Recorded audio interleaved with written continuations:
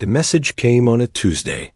It was faint at first, barely distinguishable from the normal cosmic background noise that Earth's deep space listening posts picked up every day. But this was different. This had patterns. This had meaning. Lisa. Carter was the first to notice. She had been working at the Global Space Communications Center for 8 years, and most days were the same. Listen, record, analyze, find nothing. But today, as she adjusted her headphones and leaned closer to her screen, her heart beat faster. "Joe, come take a look at this," she called to her supervisor. Joe Rogers walked over, coffee mug in hand. "What have you got?" "I'm not sure. But it's not random. There's structure to it." Joe set his mug down and squinted at the screen. The pattern repeated, clear enough that even an untrained eye could see it wasn't natural static. "Run it through the translation program." Lisa typed quickly, uploading the signal to the advanced AI system designed to detect linguistic patterns. They waited as the system worked, both afraid to speak, afraid to hope that after decades of searching the stars, they might have found something. The computer beeped. Words appeared on the screen. "Help us. They are coming. We cannot fight. Help. U.S." For a moment, neither Lisa nor Joe spoke. Then Joe reached for the red phone, the one that connected directly to the head of the Space Command. "Sir, we've received a message. From space. It's a distress call." Within hours, the message was being analyzed by every expert the government could gather. Linguists, code breakers, astronomers, and military leaders filled the crisis room at the White House. The president sat at the head of the table, face grim as the science team presented their findings. "The message originated from a star system 4.3 light years away," said Dr. Carla Williams, the lead astronomer. "It was sent 3 years ago. Whoever sent it has technology far beyond ours to transmit a signal that remains so clear across that distance." "And we're sure it's genuine?" asked the president. Frank Nelson, head of Space Command, nodded. "Yes, sir. No nation on Earth has the capability to fake this. It's real. There's intelligent life out there, and they're asking for our help." "Against what?" the defense secretary asked. Dr. Williams pulled up another slide. "The full message, once decoded, gives us more information. They call themselves the Luminari. They're being hunted by another alien species called the Veyrax. The Luminari have no weapons, no defenses. They're a peaceful species that never evolved to fight." The room fell silent as everyone processed what this meant. Humanity, after believing they were alone in the universe, had discovered not one, but 2 alien civilizations. And they were being asked to intervene in a war between them. "We should stay out of it," the Secretary of State said finally. "We know nothing about these species or their conflict.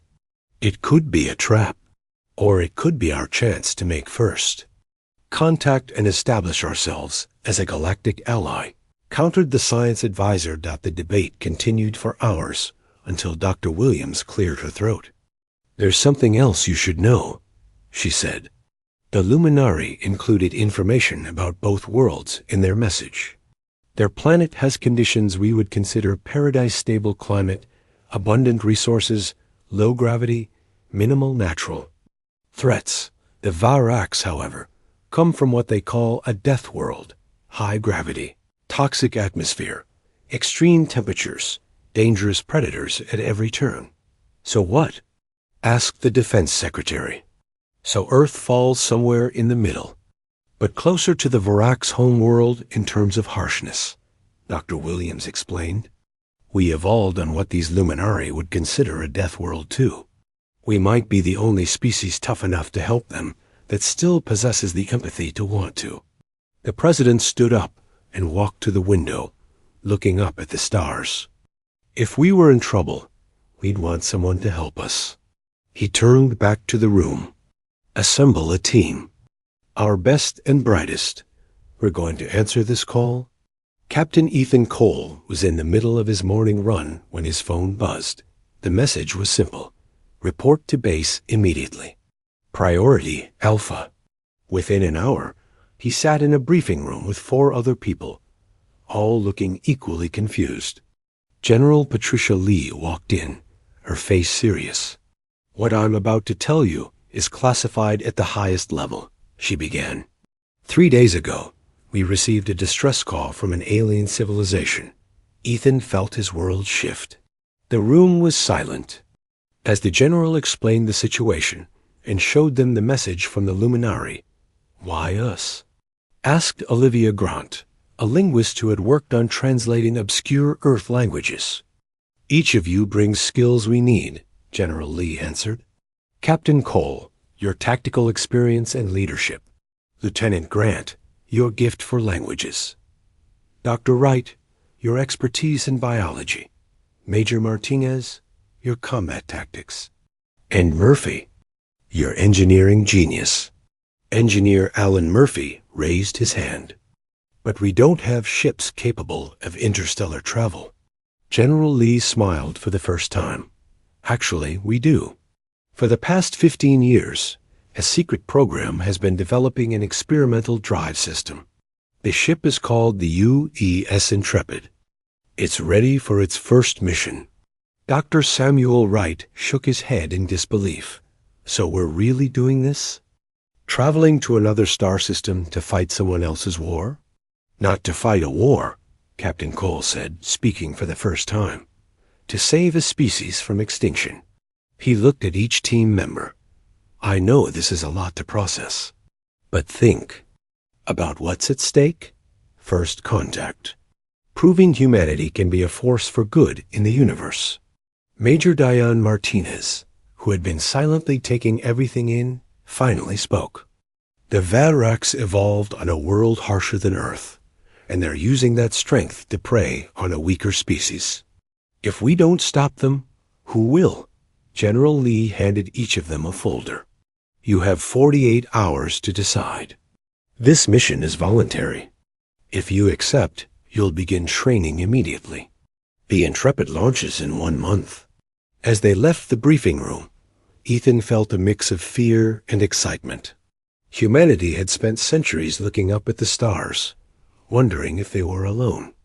Now they knew they weren't, and their first act would not be conquest or exploitation, but rescue. One by one, over the next 2 days, each team member reported back with the same answer. Yes, the mission was set. In 1 month, humans would leave their solar system for the first time, heading toward a distant star where aliens had cried for help and Earth's Deathworlders would answer. The UES Intrepid moved through space faster than any human-made object before it. Inside, the crew adjusted to their new home. For 3 months, they would live in the ship's cramped quarters as they traveled to the luminary system. Captain Ethan Cole sat in his quarters studying the luminary language. Their message had included basic communication guides, and Lieutenant Olivia Grant had turned these into lessons for the crew. "Captain to the bridge," came the announcement over the intercom. Ethan put down his tablet and made his way through the narrow corridors. The bridge was small but efficient, with screens showing stars streaking by at impossible speeds. "What is it, Major?" he asked as he entered. Major Diane Martinez pointed to the main screen. "We're picking up signals, sir. They match the luminary transmission pattern." "How far?" "About 2 days at our current speed." Ethan nodded. "Alert the team. I want everyone prepared for first contact." The next 2 days were a blur of activity.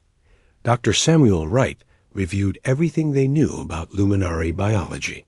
Engineer Alan Murphy checked their equipment for compatibility with alien technology. Lieutenant Grant practiced greetings in the luminary language. Major Martinez ran combat drills just in case. "I don't like going in blind," Martinez said during their final briefing. "We don't know what these Varax are capable of." The Luminari described them as physically imposing, Ethan reminded her. Strong, aggressive, adapted to harsh conditions. Like us, but more so, Dr. Wright added.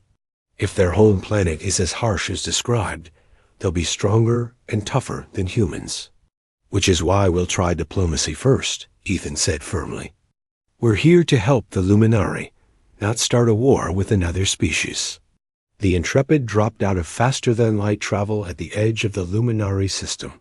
The main screen showed a beautiful blue-green planet orbiting a yellow star. But surrounding the planet were dozens of dark, angular ships. Varax? Alan asked. Most likely, Ethan replied. Scan for Luminari signals. After a few tense minutes, Olivia spoke up. Got something. It's faint. Coming from the third moon. There. Hiding, Diane said. Smart move. Ethan made his decision. Set course for the moon. Stealth mode. Let's not alert the Virax to our presence until we've met the Luminari. The Intrepid glided silently toward the small gray moon. As they approached, they saw it was pockmarked with craters and caves. The signal led them to a large crater on the dark side. I'm detecting an artificial structure inside that crater, Alan reported. Some kind of base. They're hailing us, Olivia said, surprised. They're using our communication protocols. They must have analyzed our ship systems as we approached. Put them through, Ethan ordered. The screen flickered, and they saw their first alien. The Luminari had pale, almost translucent skin that seemed to glow from within. Its large eyes were a deep purple, and it had no visible nose, just small breathing slits. When it spoke, its mouth barely moved, but the words came through clearly in accented English. Earth vessel, we welcome you.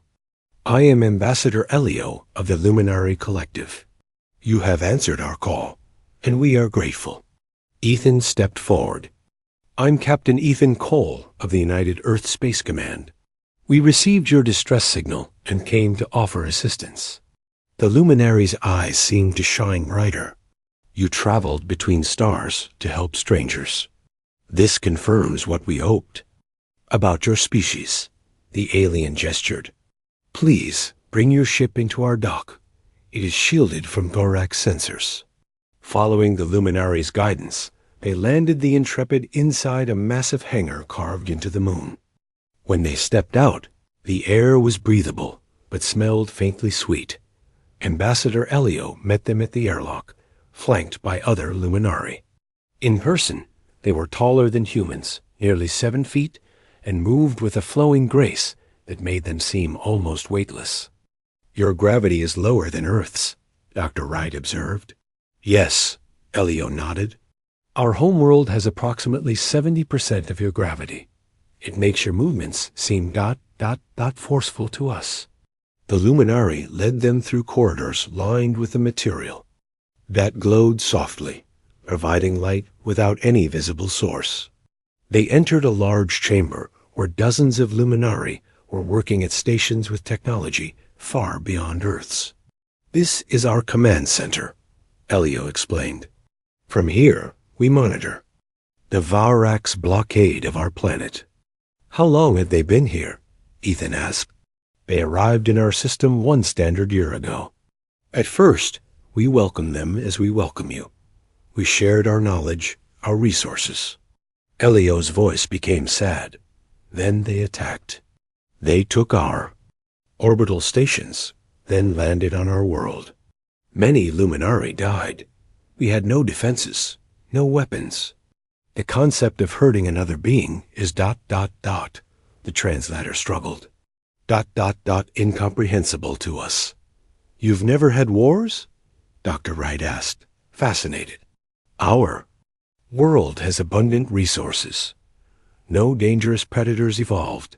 We never needed to fight, Elio explained. Our entire civilization is built on cooperation and advancement of knowledge. And the Varax? Major Martinez asked.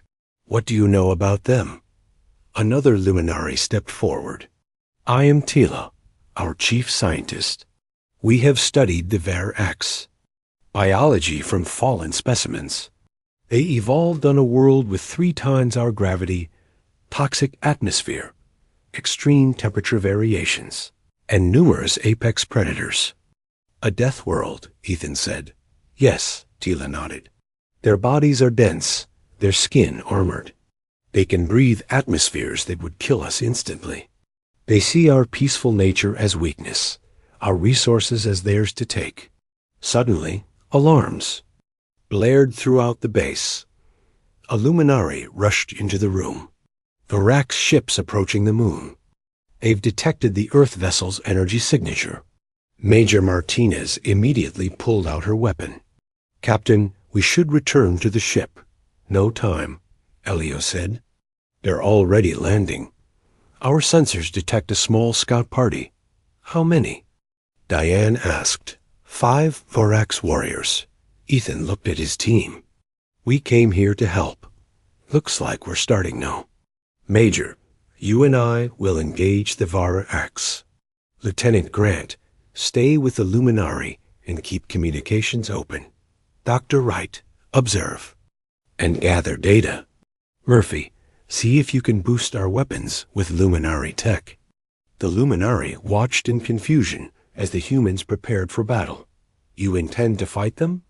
Elio asked, sounding shocked. That's why you called us, isn't it?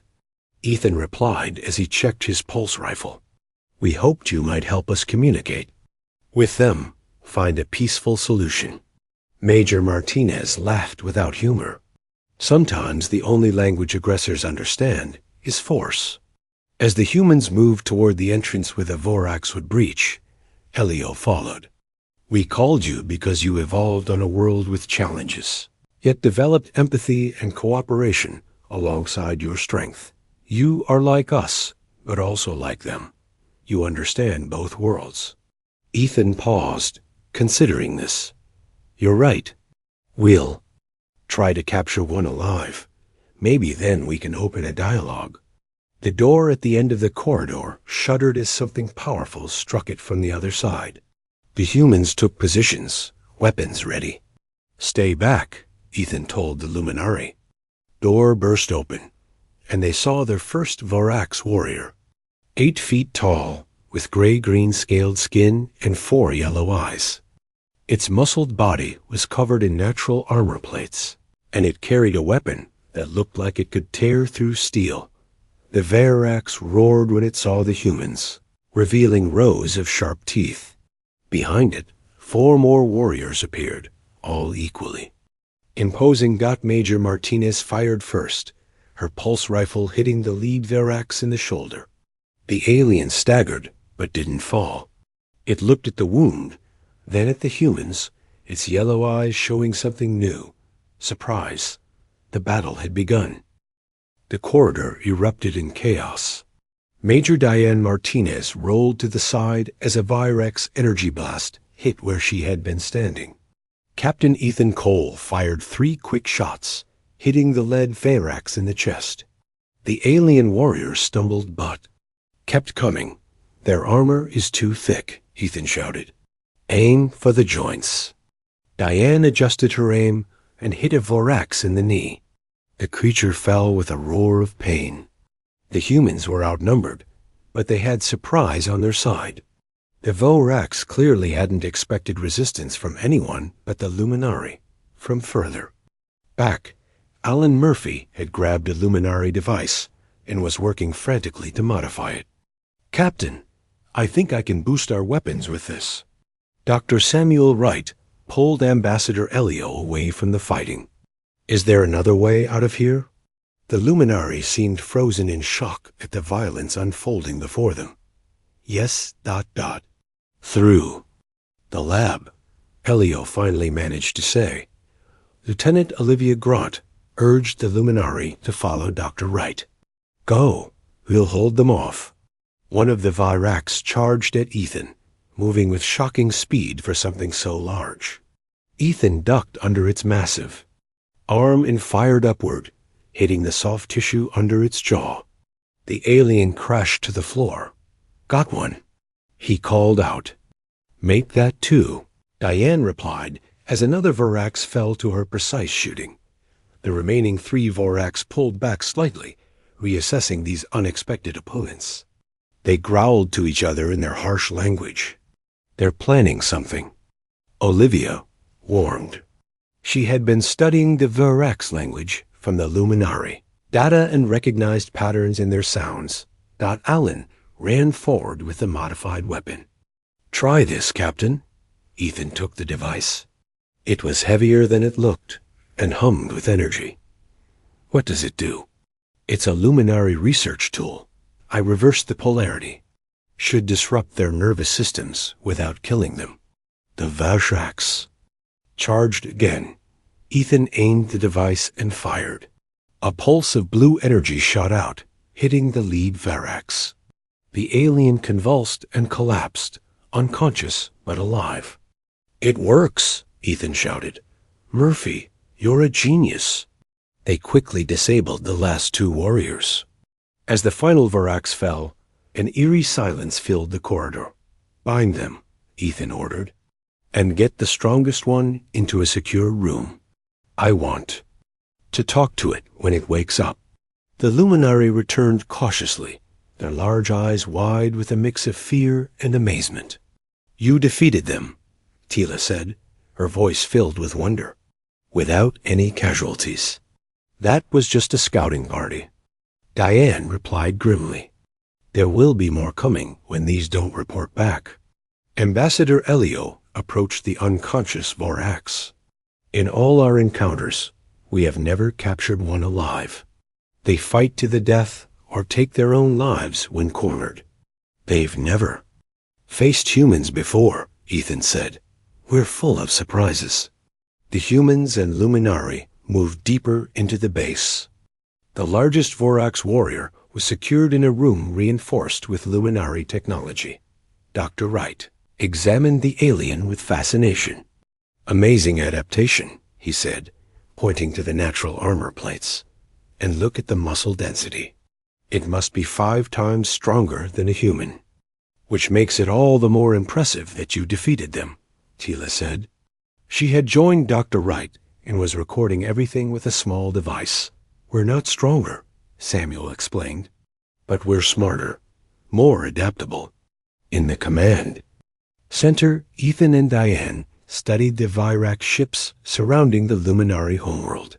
"There are too many for us to fight directly," Diane said. "Even with Luminari tech, we're outnumbered 100 to 1. "Then we need to be strategic," Ethan replied. "Lieutenant Grant, what have you learned about the Vorax from the Luminari records?"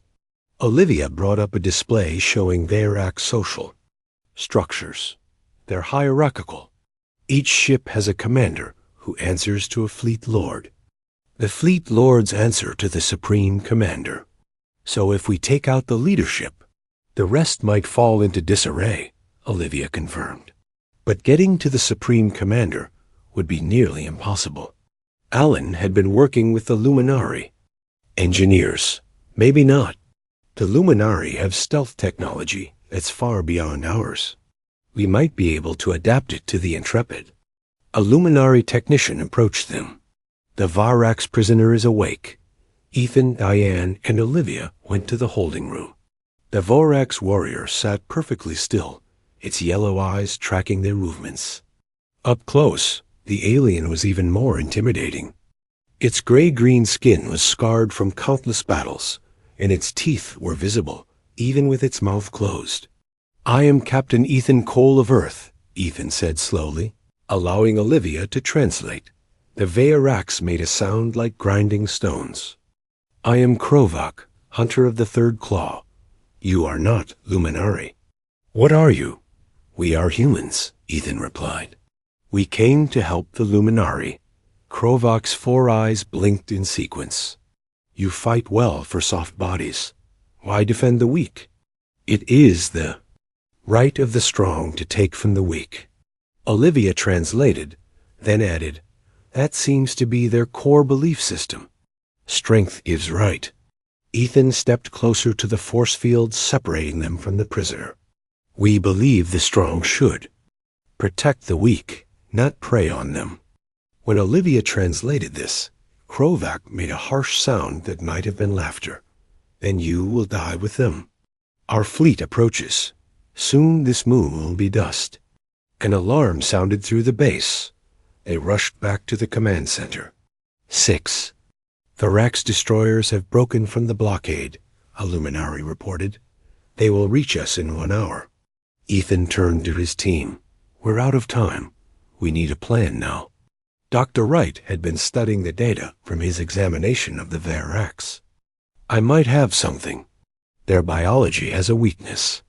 Their homeworld has a toxic atmosphere, so they've evolved to filter out poisons. How does that help us? Diane asked. It means they have no defense against beneficial microbes. Their bodies can't distinguish between helpful and harmful microscopic life. Alan caught on quickly. So we could create something that would affect them, but not harm the luminary or us. Exactly, Samuel nodded. With the luminary's advanced biolabs, I could engineer a non-lethal agent that would temporarily incapacitate the Varax. Ambassador Elio had been listening quietly. Now he spoke up. You wish to defeat them without killing them? If possible, Ethan confirmed. Mass killing should be our last resort, not our first. The luminary seemed to glow brighter. This is why we called to you. You understand conflict, yet seek to minimize harm. Don't mistake compassion for weakness, Diane warned. If they push use too far, we will fight back with everything we have. Elio nodded. We understand. What do you need from us? Full access to your biolabs, Dr. Wright said, and any data you have on Vorax physiology. I need your best engineers, Alan added. We're going to modify the Intrepid for a special mission. And I need to speak with Krovak again, Ethan decided. He might have valuable information about their fleet.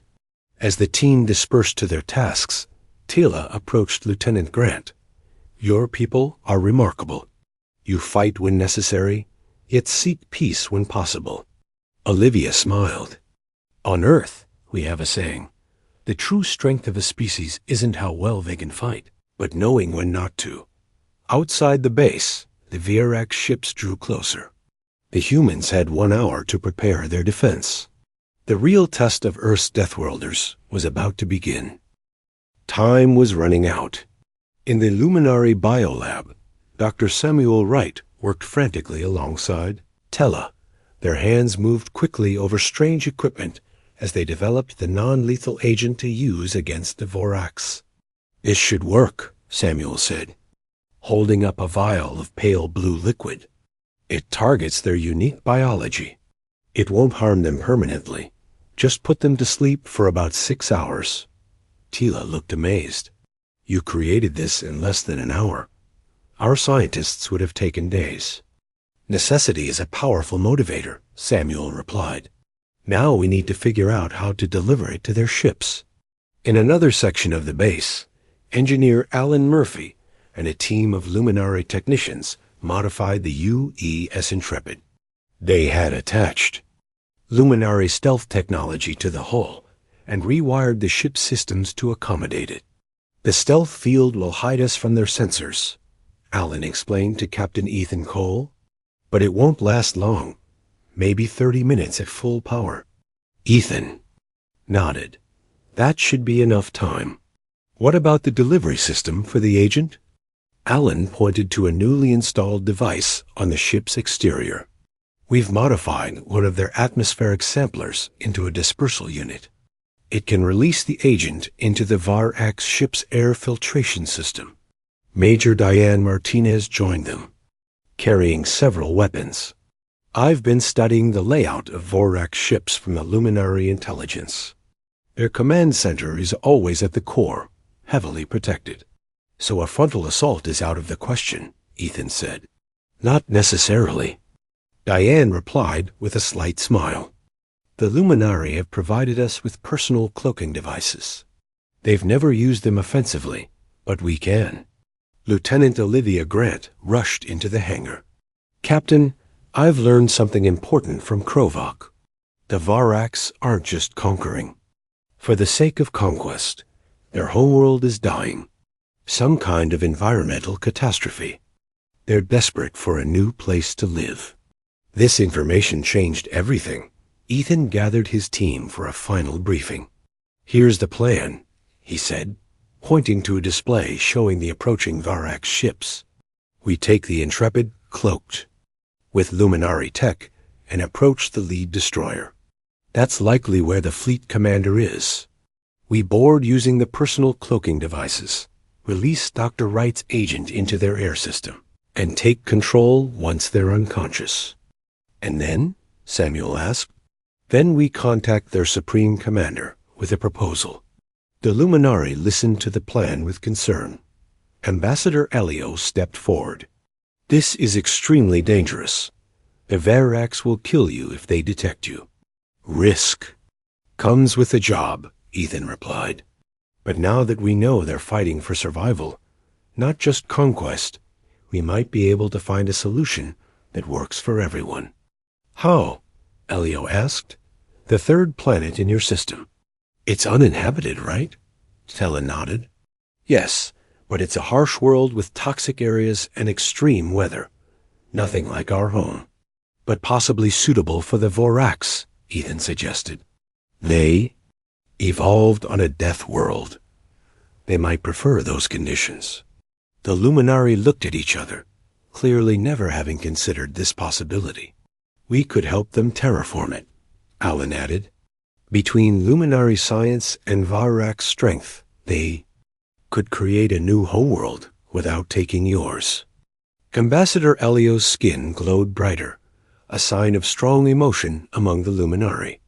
"You would help them? Even after they attacked you?" "We're not helping them for their sake," Diane said firmly. "We're doing it so they'll leave you alone. But also because we understand what it means to fight for survival," Ethan added. "Earth has faced its own environmental challenges. We've been where they are." The Luminari base shook as the first Varak ships entered firing range. Their weapons struck the moon's surface some distance from the hidden base. "They're searching for us," a Luminari technician reported.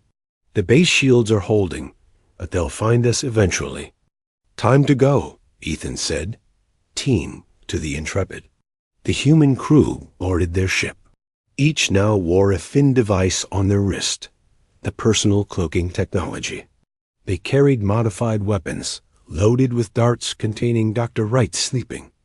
Agent for close encounters, Lieutenant Grant would stay behind to coordinate communications with the Luminari. Before leaving, Ethan spoke with Krovak one more time. "Your fleet is coming, but they won't find what they expect," Ethan told the Varak's prisoner. Krovak stared at him with all four eyes. "You cannot defeat us, human. We are too many, too strong." "We don't need to defeat you. We just need you to listen," Ethan replied. "Your homeworld is dying. You need a new place to live. But you don't have to take the Luminari world to survive." For the first time, the Varaks looked uncertain. "What do you know of our world?" "Enough to understand your desperation. But there are better solutions than war." The Intrepid launched from the Luminari base, its new stealth field making it invisible to both eyes and sensors. Ethan piloted while Diane monitored the Vorak ships and Alan kept the stealth systems running. Dr. Wright prepared the dispersal unit with his sleeping agent. "Lead destroyer at 2 o'clock, Diane reported. "Psi suggests it's the command vessel." "Taking." "You sin," Ethan replied. He guided the Intrepid alongside the massive Vorak ship.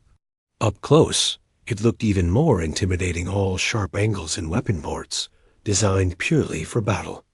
"I've identified an external access port," Alan said. "It connects to their air filtration system."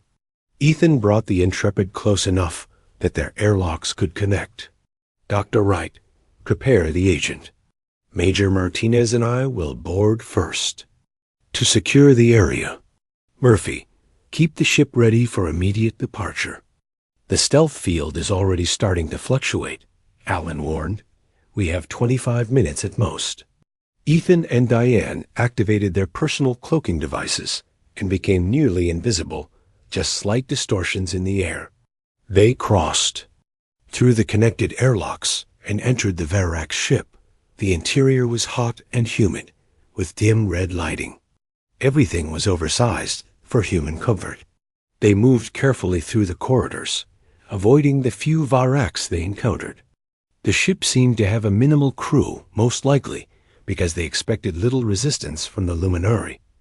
They reached the air circulation control room without being detected. Ethan signaled to the Intrepid, and Dr. Wright joined them, carrying the container of sleeping agent. "Connect it here," Samuel whispered, pointing to the main air intake. "Once it's in the system, it should take effect within minutes." As they worked, a Vorax engineer entered the room. It stopped, sensing something wrong despite not seeing the cloaked humans. The alien reached for a communication device on its armor. Diane reacted instantly. Her dart gun made a soft, feft sound, and the Vorax staggered, then collapsed. "Hurry," she urged. Samuel connected the container to the air system and released the agent. A soft blue mist entered the circulation vents. "Now we wait," he said. Throughout the ship, Varak's warriors began to slow down. Some tried to sound alarms, but the agent worked quickly. Within 5 minutes, the entire crew was unconscious. "Bridge secure," Diane reported after checking the command center. "All Varaks are down." Ethan sat at the oversized communication console. "Now for Phase 2. Let's call their Supreme Commander." The plan was in motion. If it worked, they might end this conflict without further bloodshed. If it failed, they were alone on an enemy ship surrounded by a hostile fleet. But that was a risk Earth's Deathworlders were willing to take. The communication system on the Vorak ship was complex, but Ethan and Alan figured it out quickly. They established a connection to the Vorak's flagship, which orbited the Luminari homeworld. The screen flickered to life, showing a massive Vorax with elaborate armor and scars covering much of its face.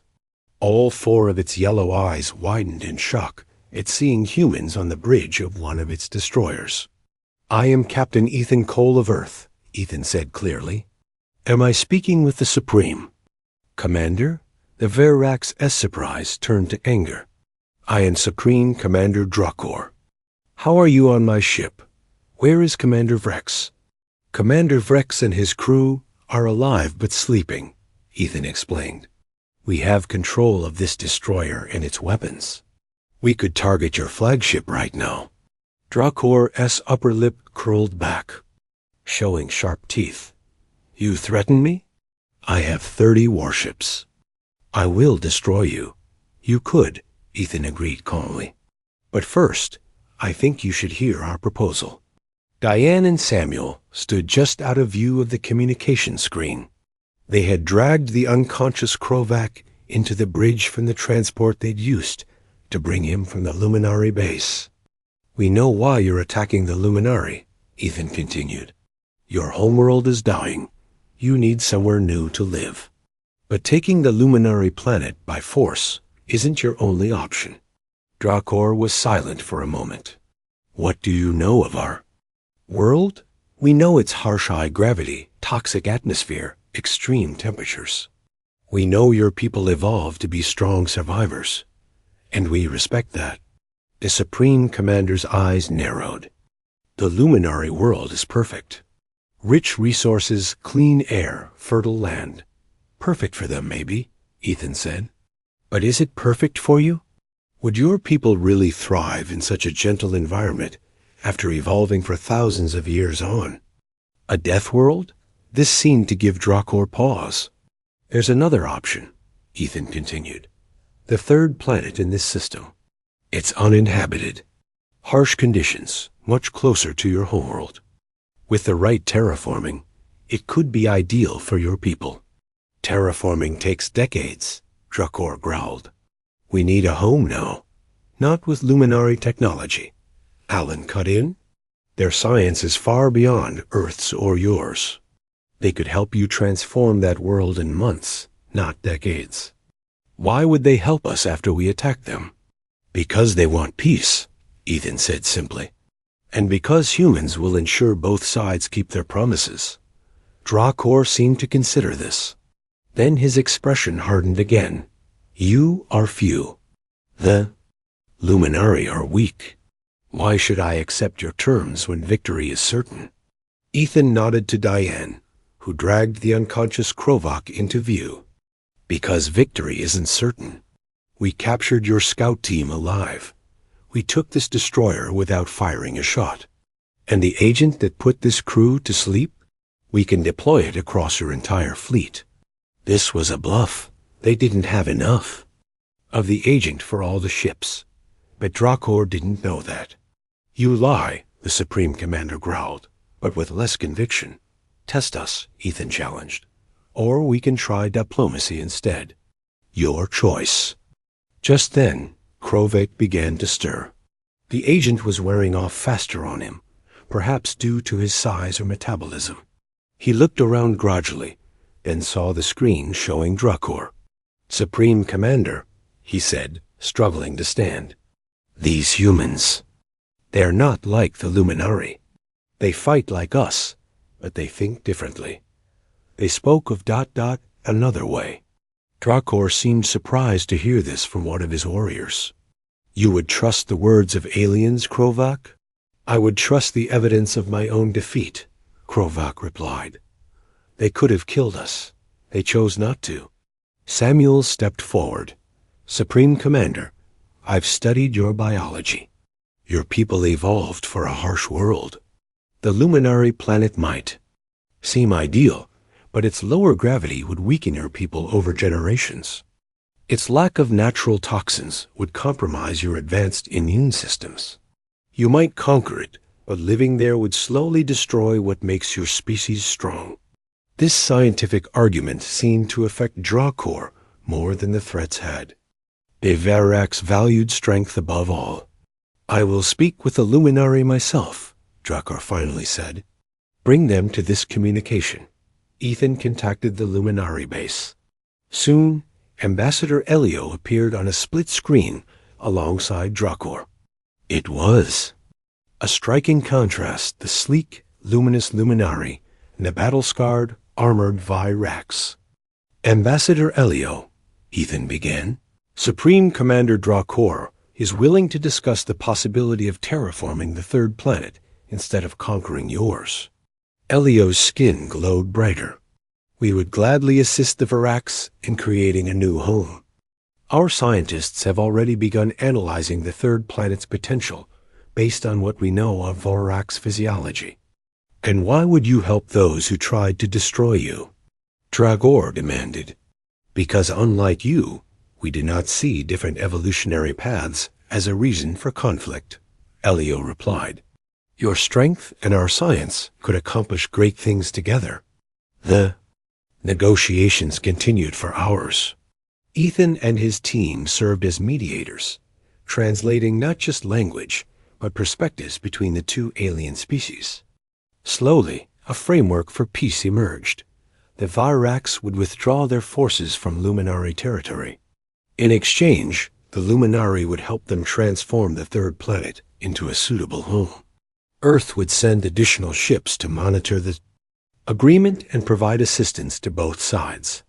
3 days later, representatives from all three species met on neutral ground, a space station in orbit between the Luminari world and the future Varaks home. Captain Ethan Cole stood between Ambassador Elio and Supreme Commander Drakor as they signed the historic treaty. This is only the beginning, Ethan told them. There will be challenges ahead. Old suspicions won't disappear overnight. But today proves that different species can find common ground. Your people made this possible, Elio said. Without Earth's intervention, we would have perished. Or been enslaved, Drakor added bluntly. I still do not fully understand your ways, human. You are strong enough to fight, yet you seek peace. You evolved on a harsh world like ours, yet you show compassion like the Luminari.